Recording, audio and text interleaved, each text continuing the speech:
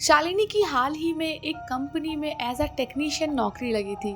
और उसका डेली का ही आने का टाइम जाने का टाइम कुछ भी फिक्स नहीं था, क्योंकि काम इतना ज्यादा होता था कंपनी में कि वो लेट लतीफ कभी भी घर पहुंचा करती थी। और इसकी वजह से उसकी मम्मी बहुत ज्यादा टेंशन में रहती थी, क्योंकि जिस शहर में ये लोग रहते थे वो शहर काफी ज्यादा बदनाम था, एक तरीके से आप कह सकते हो, काले जादू की वजह से। और वहाँ हर चौराहे और हर रास्ते पे लगभग आपको कभी ना कभी कोई ना कोई ऐसी चीज मिल जाएगी जो टोटके से या फिर काले जादू से संबंधित हो। और इसी वजह से उसकी माँ बहुत चिंता में रहती थी। और लोग ये कहते हैं कि जो संडे और ट्यूसडे, ये जो 2 दिन होते हैं वीक के, ये सबसे ज्यादा एक्सट्रीमली इफेक्टिव दिन होते हैं कोई भी टोटका या टोना करने के लिए।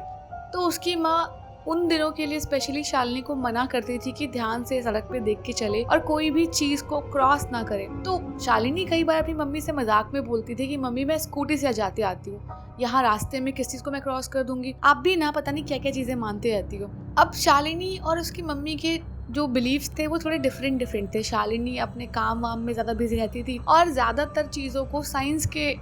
पॉइंट ऑफ व्यू से देखती थी, तो उसको इन सब पे इतना विश्वास नहीं था। और उसी जगह उसकी जो मम्मी थी वो कई तरह की चीज़ों में विश्वास करती थी, जैसे भूत प्रेत हो गया, जादू हो गया, और जो ये लोग बुरी शक्तियों का इस्तेमाल करते हैं लोगों का बुरा करने के लिए, उन सब चीज़ों में। तो वो जानती थी कि उनकी बेटी इस चीज़ को माने कि नहीं, लेकिन वो बहुत बारी शालिनी को इन सब चीज़ों को लेके समझाया करती थी। अब खैर ये बातें तो उनके अपने अपने बिलीव्स पे थी। अब एक बारी की बात है, शालिनी को अपने कंपनी से घर आते हुए काफ़ी लेट होने लग गया और अभी लगभग 9:30 बज गए थे। और शालिनी अपनी स्कूटी लेके बस भगा भगा के घर पहुंची जा रही थी। इतने में शालिनी ने ध्यान नहीं दिया और उसकी स्कूटी जो थी वो एक ऐसे चौराहे से क्रॉस होके निकली जहां पर उसने कोई टोना टोटका जैसा सामान था, जैसे नींबू मिर्ची वगैरह डालते हैं ना, वैसा ही कुछ था, वो उसने क्रॉस कर लिया। स्कूटी के टायर से मतलब दब गया और वो जो भी नेगेटिव चीज थी या जो भी नेगेटिविटी थी उस टोने टोटके में, वो अपने साथ लेके घर चली गई अपने। अब जब घर चली गई, खाना पीना खाया और मम्मी से थोड़ी बहुत बातें की और अपने कमरे में जाके सोने की तैयारी करने लग गई। अब आज पता नहीं शालिनी को वैसे ही उसकी तबीयत थोड़ी खराब सी लग रही थी और साथ ही साथ थोड़ा सरदर्द सा महसूस हो रहा था। खैर शालिनी ने कोशिश की कि वो फटाफट सो जाए, सुबह जल्दी निकलना भी है उसे। तो शालिनी ने जैसे भी करके अपनी आंखें बंद की और जबरदस्ती सोने की कोशिश की। अब जैसे ही घड़ी में 3:30 बजे शालिनी की आंख अपने आप खुली और शालिनी क्या देखती है कि जैसे उसने आंख खोली है, उसके सामने जो तार नहीं होते कमरों में जिनके ऊपर सामान रखते हैं, वहाँ पर एक बहुत ही बूढ़ा सा आदमी बैठा हुआ है जो कि बहुत ही गंदी कंडीशन में। उसके सर पे एक भी बाल नहीं है, उसकी आंखें जैसे किसी शराबी की आंखें हो और उसका मुंह इतना टेढ़ा मेढ़ा और अजीब सा है कि बस क्या ही बताए। लेकिन शालिनी को समझ नहीं आया कि वो ये सपना देख रही है, सच देख रही है, उसे कुछ समझ नहीं आया और जो भी था उसकी आंखों के सामने था और बहुत ही डरावना था। अब शालिनी वहीं पे लेटी हुई थी और अपनी पूरी बॉडी की ताकत लगा रही थी कि उठ के एक बारी वो मम्मी को आवाज दे, पापा को आवाज दे कि उसके कमरे में कोई घुस गया है, लेकिन वो बिल्कुल भी नहीं हिल पा रही थी। उसका पूरा शरीर वहीं पे जाम हो गया, कितनी भी ताकत से चिल्लाए कोई नहीं सुन पा रहा था। तभी शालिनी के माइंड में एकदम से आया कि वो हनुमान चालीसा बोलना शुरू करेगी और उसके दिमाग में ऐसा हुआ जैसे कि उसे कुछ याद ही नहीं कि जो हनुमान चालीसा है वो शुरू कैसे होती है, उसे बिल्कुल भी याद नहीं आया था। अब वो वहीं पे एकदम जमी हुई सी लेटी थी और उसे पता नहीं चला, लेकिन कुछ देर बाद उसकी बॉडी एकदम से हल्की पड़ गई और बिल्कुल उसकी शरीर जैसे पहले काम करता था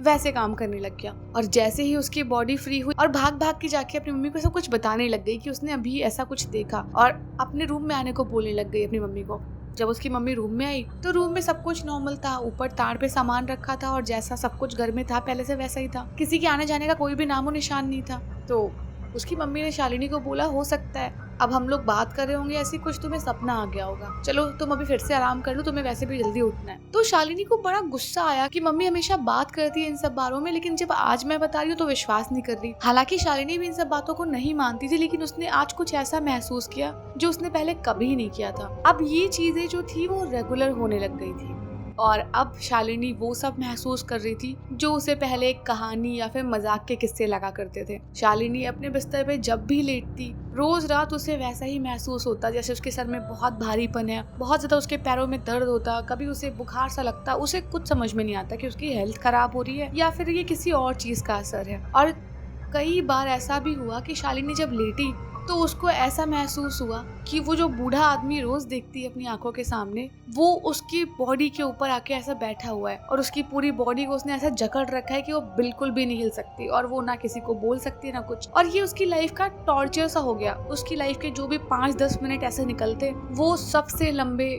5 मिनट होते या 10 मिनट होते जब तक वो आदमी उसको दिखता। अब ये सब चीजें इतनी ज्यादा बढ़ने लग गई कि अब शालिनी को लगा कि अपनी मम्मी से इस बारे में ठीक से बात करे और जो कुछ भी है उसका सोल्यूशन निकाले, क्योंकि शालिनी की हेल्थ भी दिन पर दिन डाउन होती जा रही थी और उसके साथ उसे हमेशा एक नेगेटिविटी सी फील होती थी। चाहे वो जहाँ जाए, रात में जब भी वापस आए तो उसको लगता उसके साथ कोई चल रहा है या फिर उसकी स्कूटी पे कोई बैठा है। कई बार शालिनी को अपना नाम सुनाई देता जबकि उसे कोई नहीं बुला रहा था। तो बहुत कुछ शालिनी के साथ होने लग गया और जो उसे कहानी लगती थी अब वो खुद सच भुगत रही थी, अपनी आंखों के सामने देख रही थी। अब शालिनी ने एक दिन मम्मी को अपनी सब कुछ बैठ के अच्छे से बताया और उसने बोला कि हो सकता है मम्मी की कुछ मेरे से गलती हुई हो या कुछ हुआ हो, लेकिन ये सब चीजें मैं नहीं मानती थी, बट अब मेरे पास कोई ऑप्शन भी नहीं है मानने के सिवा। तो शालिनी की मम्मी ने बोला ठीक है, तुम इतना बोल रही हो तो मैं पास में जो मंदिर के पुजारी जी हैं उनसे इस बारे में बात करती हूँ और तुम अगर हो सके तो साथ चल लेना, दोनों लोग वहाँ जाके बात कर लेंगे। तो शालिनी की आज छुट्टी थी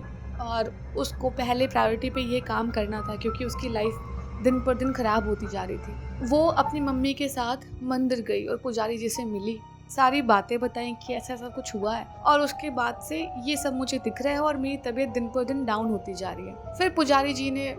मंदिर का जो पवित्र जल होता है वो ला के दिया और अपने ऊपर छिड़कने को बोला और थोड़ी बहुत पूजा पाठ करने के बाद शालिनी को बोला कि तुमने देर रात चौराहे से निकलते टाइम अपनी स्कूटी से वो नींबू मिर्ची और जो टोटके का सामान था वो क्रॉस कर लिया था और उसी में जो भी बुरी शक्ति थी या बुरी आत्मा थी वो तुम्हारे साथ लग चुकी है और इसकी वजह से तुम्हें सब कुछ महसूस हो रहा है और अगर तुमने अभी भी इस चीज़ पे ध्यान नहीं दिया तो चीज़ें और ख़राब हो सकती हैं। तो शालिनी ने बोला कि नहीं बाबा, मुझे अब कुछ और ख़राब नहीं करना और मैं ऑलरेडी बहुत परेशान हूँ और मैं रात में ठीक से सो भी नहीं सकती, मुझे इतना कुछ महसूस होता है कि मैं आपको क्या क्या बताऊँ। तो बाबा जी ने बोला कि ठीक है, तुम्हें मैं एक लाल कपड़े में जो भगवान की बबूत होती है ना, जो हवन वगैरह करके पवित्र राख होती है, वो देता हूँ और उसको हमेशा अपने पर्स में या हमेशा अपने पास, चाहे ताबीज़ बना के पहन लो, वो अपने पास रखो, जिससे कि कोई भी ये नेगेटिव चीज़ें तुम्हारे आसपास नहीं आएंगी और आगे भी तुम कभी अगर देर रात सफ़र करती हो तो वो तुम्हें कोई भी नुकसान नहीं पहुंचा सकती। और हाँ, अब से जब भी तुम सोओगी तो हमेशा अपने तकिए के नीचे कोई ना कोई ऐसी चीज़ रख के सोना, जैसे कि छोटा चाकू या फिर माचिस वगैरह, जिससे कि तुम्हें कोई भी ये आत्मा या फिर कोई भी बुरी शक्ति होगी वो परेशान ना कर सके। तो शालिनी ने बोला ठीक है और बाकी बाबा जी ने उसको हनुमान चालीसा का पाठ करने और आगे थोड़ी बहुत पूजा वूजा करने के लिए बोला। तो शालिनी इन सब चीज़ों से बहुत खुश हुई कि चलो ठीक है भाई, सोल्यूशन मिल गया और जो भी इन्होंने बोला है वो मैं करूँगी। घर पे आई और जैसे जैसे बाबा जी ने बोला था सब कुछ वैसे वैसे किया और कुछ दिन बीते, चीज़ें बिल्कुल ठीक हो गई थी और अब इसको कुछ भी दिख नहीं रहा था और वापस से वो अपने अंदर वही एनर्जी फील करी थी जो उसकी अपनी सोल की थी, ना कि कोई बाहरी आत्मा या बुरी शक्ति। और चीज़ें धीरे धीरे ठीक हो गई। काफ़ी ज़्यादा टाइम बीत गया, लेकिन अभी भी शालिनी जब भी सोती थी तो तकिए के नीचे हमेशा चाकू, माचिस या कोई ना कोई ऐसी चीज़ रख के सोती थी जिससे कि उसको रात में कोई भी बुरा सपना ना आए या फिर डर ना लगे। और इसी के साथ हमें इस कहानी से भी यही शिक्षा मिलती है कि हीरोगिरी फू फू करके स्कूटी चलाने में नहीं है। हीरोगिरी है चौराहे को देख के या फिर किसी भी रास्ते को पार करते टाइम अपनी आंखें खुली रखने में। और अगर आपको स्टोरी अच्छी लगी तो वीडियो को लाइक कर देना और कमेंट करके बताना स्टोरी कैसी थी। और यार सब्सक्राइब तो तुम ऐसे ही कर रहे हो तो एक बार सब्सक्राइब कर दो अगर नहीं किया हो तो, क्योंकि स्टोरीज तो आती रहेंगी।